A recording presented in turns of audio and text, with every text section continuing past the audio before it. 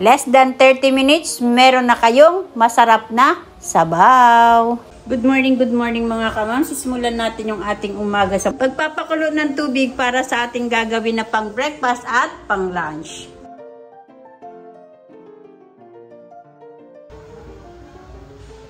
Luto na yung ating nilagang itlog, then inilagay ko siya sa malamig na tubig, then balatan natin yan.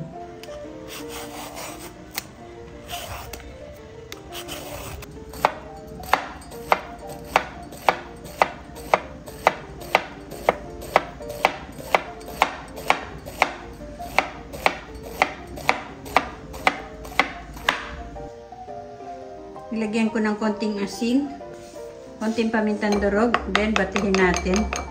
Konting oil, prituhin natin yung itlog.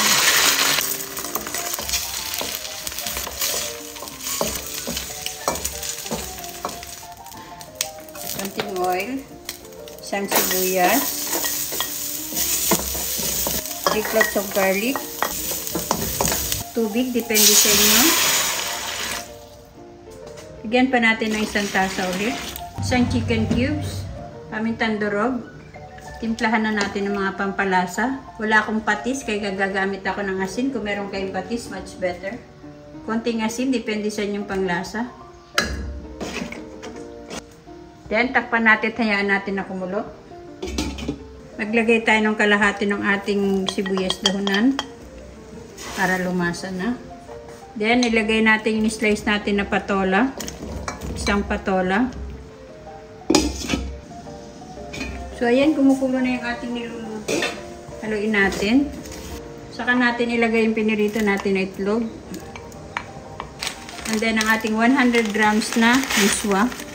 Then, ang natira natin na sibuyas dahunan. Haluin natin, saka natin titikman pagkulo niyan. Dali lang yan maluto mga kamamsi.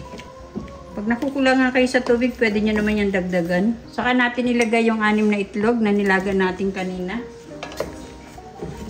Sarap sana kung may patis, kaya lang wala talaga akong patis. Masarap na yan, natikman ko na yan mga kamamsi. So ayan, kumukulo na mga kamamsi. Lagay na rin natin yung ating hinarvest na malunggay. Dahon ng malunggay pala. O diba? So ang binili ko na lang dyan, konti na lang. Kasi yung ibang gulay dito is libre na from my mini garden. So, tikman natin. Then, tatanggalin na natin yan kasi hindi rin maganda pag na-overcook yung patola.